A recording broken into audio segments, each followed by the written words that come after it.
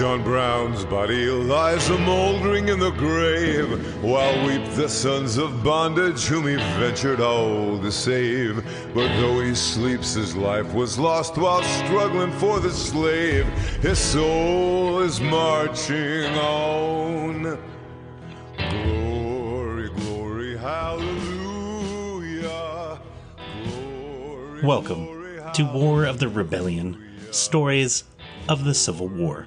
I'm your host, Leon, and this is a reading of the regimental history under the Maltese Cross, Antietam to Appomattox, the Loyal Uprising in western Pennsylvania.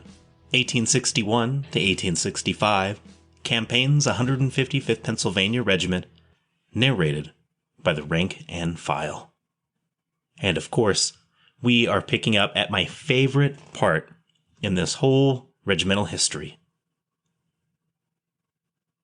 The Flag of the 155th, by Color Sergeant Thomas C. Lawson, Company H.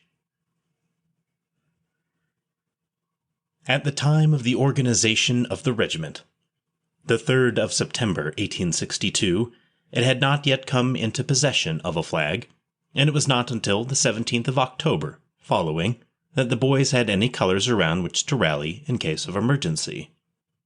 On that date, while in camp near Sharpsburg, Maryland, Colonel J. H. Polston, military agent of the state of Pennsylvania, as representative of Governor Curtin, presented to the regiment a beautiful gold-fringed silk flag with cover. Colonel E. J. Allen accepted the flag in eloquent words, which seemed to affect the men like an inspiration. Already filled with righteous indignation against the foes of the land, represented by that flag, they resolved then and there that it should never be dishonored, and the sequel shows that, while it became weather-beaten and blood-stained, and finally shot in pieces, it was never once trailed in the dust. Literally speaking, it never touched the ground. When the bloody charge was made, that flag was always in advance, always led the regiment, never dragged, and in the bloody repulse was never left behind. At Camp McAuley, Sharpsburg, Sergeant Thomas E. Weissman was appointed color sergeant by Colonel Allen. Under him, as color guards, were Corporals Thomas J. Marlin of Company K, Thomas C. Lawson of Company H, John Mackin, Company F, George W. Bratton, Company E, Frank Thompson, Company I, and John Hull of Company D. In the terrible Battle of Fredericksburg, Color Sergeant Weissman received a mortal wound in the charge on Mary's Heights. As he swayed, in endeavors to keep his feet and to hold the shattered flagstaff, Corporal Thomas C. Lawson grasped the colors and carried them through the remainder of the severe engagement. For that timely act, he received promotion on the battlefield as color sergeant. In this fatal charge, Color Corporal Bardeen, Company F, George W. Bratton, Company E, Frank Thompson, Company I, and John Rankin, Company C, were killed.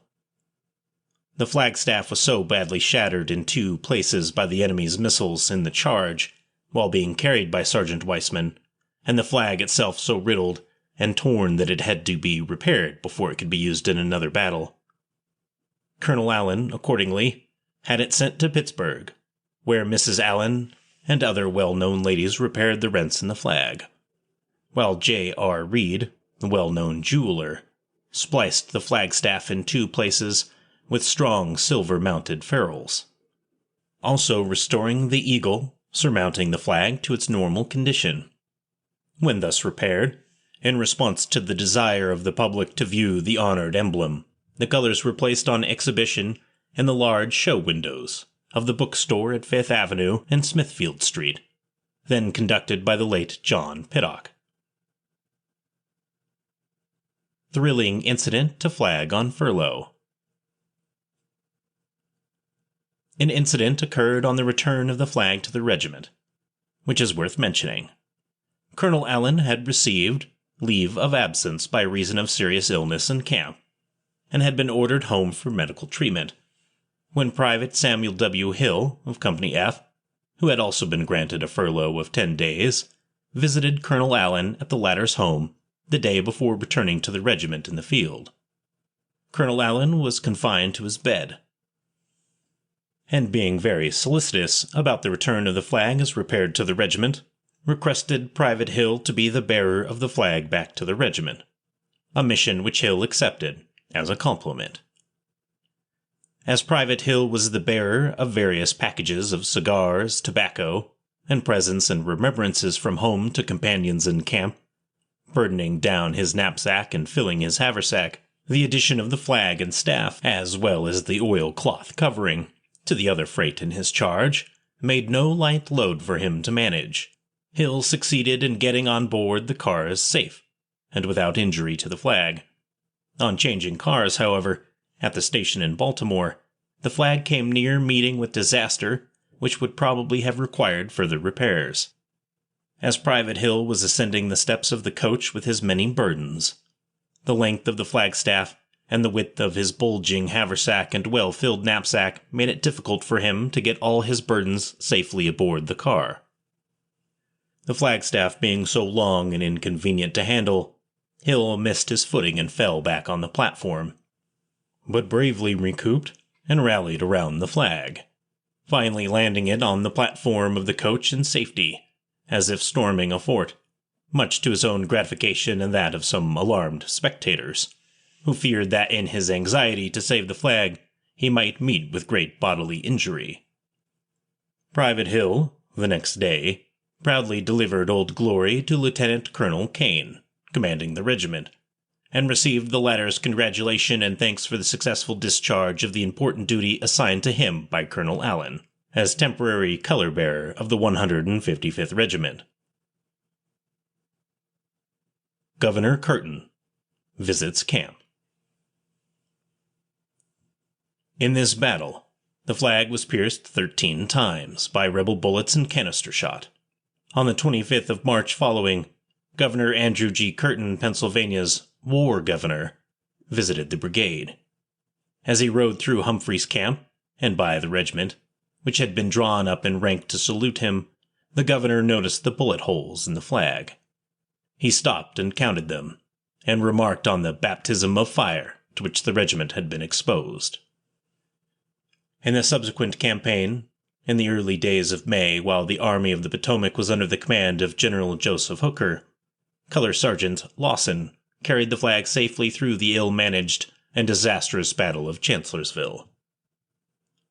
In the latter part of June 1863, following the Chancellorsville campaign, Color Sergeant Lawson, while on the march to Gettysburg, met with an accident which disabled him from marching in the ranks, and he gave the flag into the charge of Corporal Matthew Bennett of Company I, who gallantly carried it to the summit of Little Round Top, where Corporal John Mackin of Company F and Thomas J. Tomer of Company E, both serving as color guards, received severe wounds. After the Battle of Gettysburg, Sergeant Lawson sought permission to return to duty in his company. His request was granted, and Corporal Thomas J. Marlin was promoted to the position of color sergeant, which he held until the muster-out of the regiment on June 2, 1865. In the terrible charge in front of Petersburg, on the 18th of June, 1864, Color Sergeant Marlin was struck on the chin by a Minnie-ball, which disabled him for the time being. Without allowing the flag to fall, Color Corporal L.E. McPherson of Company C seized the staff and carried the flag off the field. Color Sergeant Marlin, though badly stunned, was not seriously injured, and resumed his duty as color-bearer the next day. He was never once off duty from that time on until the regiment was discharged. As engagement succeeded engagement, his affection for the flag deepened until it seemed a part of his life. On the long, weary march, on the field of battle, facing storms of lead and hail and shrieking shells, amid the dead and dying, Sergeant Marlin bore the flag he loved so well, always in the front, always where it could be seen as a rallying point, when in the turmoil of battle, the regiment was thrown into confusion. On the famous charge at Peebles Farm, which General Warren characterized as one of the most heroic charges of the war, Color Sergeant Marlin vied with the color-bearer of another regiment in the rush to see which would succeed in planting his colors first on the enemy's works. Being almost exhausted, Sergeant Marlin called upon First Sergeant Thomas C. Anderson of Company I to assist him, and the two succeeded in placing our flag ahead of all others upon the enemy's works. On another occasion, the Battle of the Quaker Road, sometimes called Lewis's Farm, Colonel Pearson galloped up to the color guard and demanded the colors. Color Sergeant Marlin refused to give them, saying, quote, "Tell me where you wish the flag to be carried, Colonel, and I'll take it there." Unquote. Colonel Pearson, however, seized the flag and shouting, quote, "Follow me, men, or lose your colors," unquote, rode furiously up to a sawdust embankment, behind which many of the enemy were concealed. With a wild hurrah, the regiment dashed after the colonel, and captured the embankment and many prisoners. For this gallant act, Colonel Pearson was promoted to Brevet Brigadier General, and awarded a Medal of Honor by Congress. Having already carried the flag through a score of battles, Color Sergeant Marlin had become so attached to it that he would have carried it into the jaws of death rather than part with it. Color Sergeant Thomas J. Marlin, as one of the humble agents of the deity, and carrying out his wise and merciful intentions for the good of mankind, performed well his part. Having carried the flag to a glorious victory, a victory world-embracing in its beneficent effects upon the destinies of mankind, he paid the debt of nature on February 18, 1905, at Tarkio, Atchison County, Missouri, where for many years he had resided, practicing medicine. When Color Sergeant Marlin returned the flag to the state from which it had been received nearly 3 years before, there was nothing left of the dear old banner but the weather-beaten flagstaff and a few shreds of silk. It was none the less revered by the regiment on that account. Its frayed remains form part of the trophies of the great Commonwealth of Pennsylvania, an integral part of the Union, for the redeeming of which her sons gave freely their lives, and of their blood. Thank God, every star in that old flag, though tattered and torn, is still in its place. Official inscriptions on Regimental Flag. Headquarters, Army of the Potomac. General Orders No. 10. In accordance with the requirements of General Orders No. 19 of 1862 from the War Department, and in conformity with the reports of boards convened to examine into the services rendered by the troops concerned, and by authority of the Lieutenant General commanding armies of the United States, it is ordered that there shall be inscribed upon the colors or guidons of the following regiments and batteries serving in this army the names of the battles in which they have borne a meritorious part, and as hereinafter specified, viz.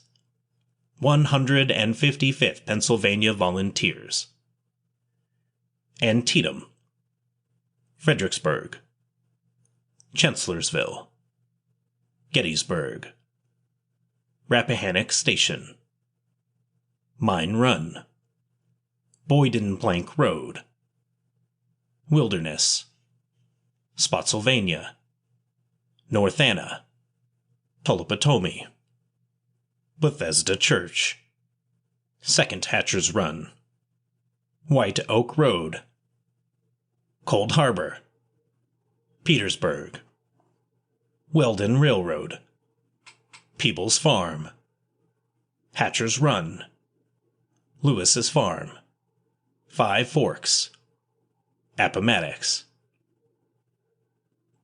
By command of Major General Meade. George D. Ruggles, Assistant Adjutant General. Return of the regimental flags to state. Corporal S.W. Hill, Company F.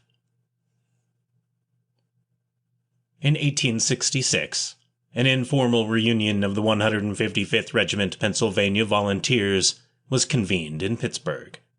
At the call of General A.L. Pearson, who had been officially notified by the state authorities at Harrisburg that the formal return of all Pennsylvania regimental flags would take place with appropriate ceremonies on July 4th, 1866, at Independence Hall, Philadelphia. This was the first reunion of the regiment. Captain Samuel Kilgore was elected chairman of the Committee of Arrangements to furnish delegates from the regiment to serve as color guards at the ceremonies attending the return of the regimental flag. The state of Pennsylvania, at the session of its legislature in 1865, had passed an appropriation providing for military and other exercises at the official ceremonies attending the return of the state flags. At that early date, following the close of the war, there were in the Senate and House of Representatives a goodly number of Civil War veterans serving as members, who were appointed as a committee of arrangements in behalf of the state. They chose for their chairman General Harry White of Indiana, Pennsylvania, a distinguished veteran and prisoner of war. The most eminent generals of Pennsylvania were placed upon prominent committees, as commanders of divisions and organizations taking part in the patriotic ceremonies. The Honorable Andrew G. Curtin, at that time governor of the state, Honorable Morton McMichael, mayor of Philadelphia, city councils and judges of Supreme Court of the state had conspicuous places assigned them on the platform. Lieutenant General U.S. Grant and members of his staff in full uniform, and Major General George G. Meade, accompanied by Generals Hancock, Humphreys, Crawford, Geary, Negley, Rowley, Hartentraft, Birney, McCandless, Brooks, Gregg, Averill, Hudekoper, Mulholland, Collis, Coulter, Schweitzer, Pearson, and many other distinguished generals occupied the front seats on the platform during the ceremonies. The military display, in charge of General Hancock, consisted of several divisions of the National Guards from different parts of the state of Pennsylvania, and a division of veterans of the Civil War, under command of General John W. Geary. Many of the veterans marched in their regulation army uniforms, which they had reserved from the year previous when discharged at Appomattox. The delegation of the 155th Regiment from Pittsburgh attended in the full Zouave uniform of their service, attracting no little attention in the parade on account of its unique and attractive features. At the head of the regimental Zouave Colors Guard marched Captain Samuel Kilgore as its commander. This officer had a magnificent record as a veteran soldier, and an equally fine reputation for his proficiency in drill, and the ranks of the regimental detail, appointed for color guards to attend the memorable ceremonies in Philadelphia, were Color Sergeants Thomas J. Marlin and Thomas C. Lawson, and Color Corporals Charles A. Walters, Harry M. Curry, and Sergeants John H. Kerr, S. W. Hill, F. McKenna, John C. Sias, David Johnston, W. F. Colner, John T. Porter, George Hunter, and Sergeant Major William Shore, all of whom had followed the blood-stained colors now being returned in the many battles of the Civil War. The route of the parade was from City Hall, Philadelphia, to Independence Square. There was an immense assemblage greeting the marching column along the entire route, and the decorations of public and private buildings were elaborate. Many veterans from adjoining states had also assembled to witness the ceremonies. General Harry White, as chairman of the State Committee on the Ceremonies, called the meeting to order in a brief address, and introduced Major General George G. Meade, the commander of the Army of the Potomac, under whom most of the Pennsylvania regiments had served. General Meade told in the appropriate speech of a soldier briefly the stories of the flags being returned, and the services of the brave men who had borne the colors in so many battles. Then, turning to Governor Curtin, who was standing opposite him, he proceeded to introduce the first color-bearer, carrying the first regimental flag on the list of 200 returned flags, to the governor. The ceremonies had been prearranged so that each flag being returned could be promptly handed to General Meade, who passed it to the guards in attendance on Governor Curtin, representing the Commonwealth of Pennsylvania. The old flags thus turned over attracted the closest attention of the audience as the name of the regiment was announced, and as the men who carried the banners in the 4 years of the terrible war appeared and delivered the bullet-riddled flags to the governor. They, too, were received with cheers and great applause, and every evidence of affectionate admiration. A historical scene. The picture presented on this historic occasion was most impressive.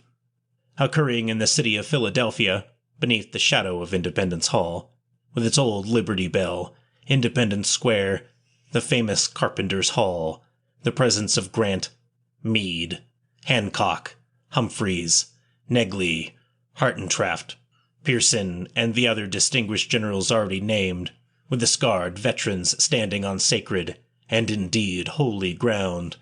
All were events distinguishing the Pennsylvania regiments in this ceremony from all others who had taken part in the Civil War. But the culmination of the presentation ceremonies were still more impressive, and is most difficult to adequately describe. There stood Governor Andrew G. Curtin, the great war governor, who had but a few years before in the army camps, personally or by proxy, presented to each and every Pennsylvania regiment these same flags in their virginal purity, accompanied with the sublime and patriotic orations which his national reputation as an orator fitted him so well to deliver. This memorable day, the governor was to receive the return of the same flags, now bullet-ridden and blood-stained, to the state. How different was the scene and the appearance of these same national emblems. They were 206 in number, and as the tattered strings, the shattered flagstaffs, smoke-begrimed and bloody remnants of the regimental flags were presented, they recalled to the governor the deeds and losses of each command in battle. He was at times overcome with emotion, and tears trickled down his cheeks. At the close of the delivery of the flags to the sergeant-at-arms of the state, in accordance with the program, it became Governor Curtin's duty, in response to General Meade's address, to accept the return of the flags on behalf of the state of Pennsylvania. Matchless orator, as Governor Curtin had proved himself to be on all other occasions, after a very brief, eloquent response, he declared the occurrences, the scenes, and the memories arising before him as too overpowering for him to proceed with an address of great length and appropriate to the occasion.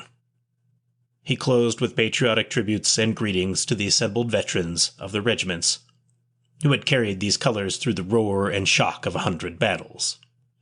An incident in which the 155th delegates and officers were united in approving on this occasion was the presentation by the city of Philadelphia of a magnificently mounted sword to Major General Andrew A. Humphreys, the division commander of the 155th at Antietam, Fredericksburg, and Chancellorsville. The illustrated scene and colors of the return of the flags accompanying this article represent the particular moment when the 155th Color Guard responded to the roll call to transfer the remnants of their regimental colors on the platform to the grand old Commonwealth. The state of Pennsylvania, promptly after the transfer of the regimental flags, erected a magnificent building on the Capitol grounds at Harrisburg for the care and preservation of the sacred emblems. This Hall of Flags, with Museum of the Relics of the Civil War, is the Mecca of surviving soldiers and their descendants on pilgrimages to the state capitol. It is pathetic to witness the lingering admiration and touching devotion displayed by the veteran visitors as they inspect their regimental flags, displayed with appropriate tablets in the huge cases with glass panels, where the colors are at all times open to the inspection of the public. Nothing but flags. Nothing but flags. But simple flags, tattered and torn and hanging in rags. And we walk beneath them in careless tread, nor think of the hosts of the mighty dead, who have marched beneath in days gone by, with a burning cheek and a kindling eye, and have bathed their folds with their life's young tide, and dying blessed and blessing died. Nothing but flags. Yet, methinks, at night, they tell each other their tales of fright, and dim spectres come, and their arms entwine round each standard torn, as they stand in line. As the word is given, they charge, they form, and the dim hall rings with the battle storm. And once again, through the smoke and strife, these colors lead the nation's life. Nothing but flags, yet they're bathed in tears. They tell of triumphs, of hopes, of fears, of a mother's prayers, of a boy away, of serpents crushed, of the coming day. Silent they speak, and the tears will start as we stand beneath them with throbbing heart, and think of those who are never forgot. Their flags come home, why come they not? Nothing but flags, yet we hold our breath, and gaze with awe at these types of death. Nothing but flags, yet the thoughts will come, the heart must pray, though the lips be dumb. They are sacred and pure, and we can see no stain. Oh, these dear, loved flags, come home again, baptized in blood, our purest, best. Tattered and torn, they are now at rest.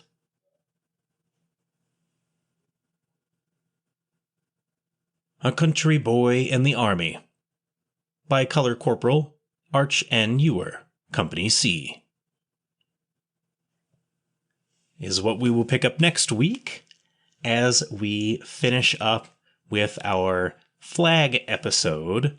This is really exciting. There's really cool pictures for you guys to look at the website.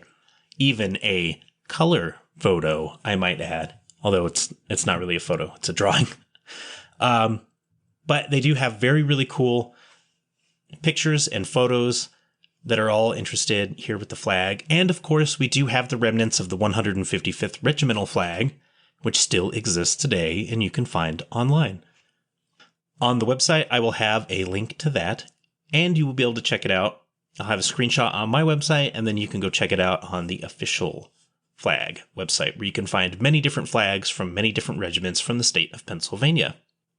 This is one of my favorite episodes to do. I know exactly how forcefully soldiers that carry flags with them. Of course, I was a Marine, not a soldier, but we had guidons that we held deeply, and the guidon that we had was especially different. I was in 2nd Battalion, 5th Marines, Fox Company.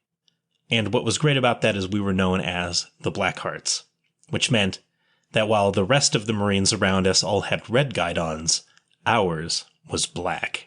And that's cool. Makes you feel real special when you have a different flag than everyone else.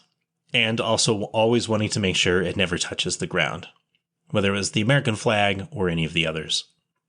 I know our guidon never touched, and I sweated and I bled for that, and I know exactly what it's like. And I still have a couple of things that exist to this day with the 25 Fox logo on it. I've got an old beat-up sweatshirt that I recently wore out in public, and security started following me because they thought I was homeless, which was entertaining because it's all beat up and just ripped and torn and shredded. And I've got some like challenge coins and just a couple of other things. So anyway, it's just so great that at this point in time, we just get to look back in time at the exact object that this entire episode is about. And we get to pull it up and take a look at it. So that'll be available for you all to look at, check it out. But with that, for everyone, I hope your holidays are going great. They are around here. We're in full swing with the Christmas spirit and holiday cheer. And I just wanted to extend from my family to all of yours, happy holidays to whichever one you happen to be celebrating. There are so many and so many good reasons. Have lots of eggnog, have lots of cake and chocolate and everything else that you can spoil yourself with. You never know when you're going to get another chance with your family. Anyway, I'm just rambling now at this point. Just like last week, you guys have everything else. I would appreciate it if you're listening to this on your favorite podcasting app, whether it's Apple or Amazon or Google or whoever else. Go ahead and either throw a like or a share or give me a review. That really helps a lot with the channel. So give me a 5-star if you think I'm doing 5 stars. If you think I'm doing a 1-star, don't do anything at all, please. just go away. But with that, happy holidays, everybody. And I will catch you in the next episode. Patreons, remember, when this episode comes out, you will have another episode to listen to. And we also just decided on our new book that we're going to read after we finish the Company K history, which should be very exciting.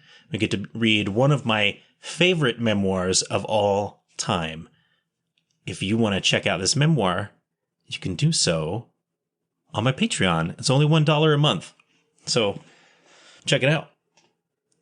But we're not going to read it yet, I should say. We're going to finish the Company K history first, and then we will get right into it. So with that, my friends, have a great one. Have a fantastic weekend, and happy holidays. Bye-bye. Old John Brown's body lies a-mouldering in the grave, while weep the sons of bondage whom he ventured all to save. But though he sleeps, his life was lost while struggling for the slave. His soul is marching on. Glory, glory, hallelujah.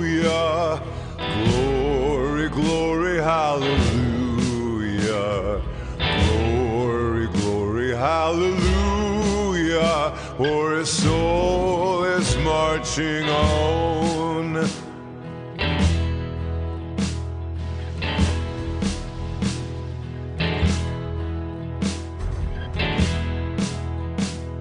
John Brown was a hero, undaunted, true and brave, and Kansas knew his valor when he fought her rights to save. And now, though the grass grows green above his grave, his soul is marching on. Glory, glory, hallelujah. Glory, glory, hallelujah. Hallelujah, for his soul is marching on.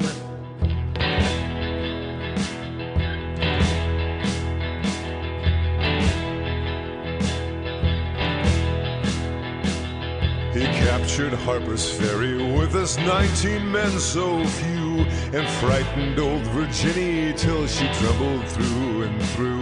They hung him for a traitor, themselves a traitorous crew, but his soul is marching on. Glory, glory, hallelujah. Glory, glory, hallelujah. Glory, glory, hallelujah, for his soul is marching on.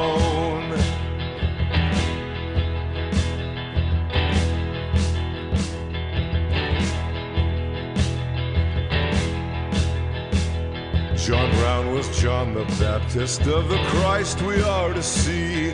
Christ who of the bondman shall the liberator be.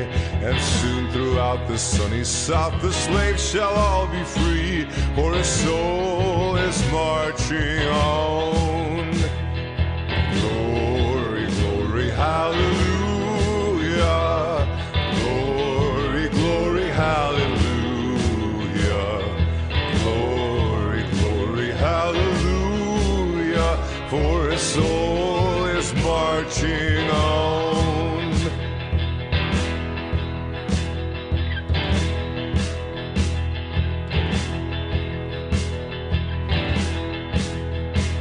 The conflict that he heralded, he looked from heaven to view on the army of the Union with its flag red, white, and blue. And heaven shall sing with anthems o'er the deed they mean to do, for his soul is marching on. Glory, glory, hallelujah. Glory, glory, hallelujah. Glory, glory, hallelujah. For his soul is marching on.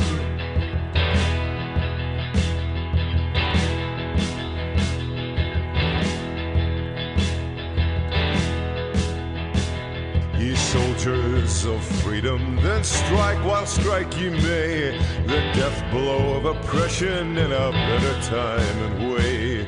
The dawn of old John Brown has brightened into day, and his soul is marching on. Glory, glory, hallelujah.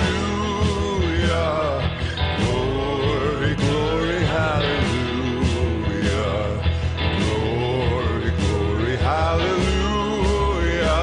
For his soul is marching on. Glory, glory, hallelujah. Glory, glory, hallelujah. Glory, glory, hallelujah. For his soul is marching on. For his soul is marching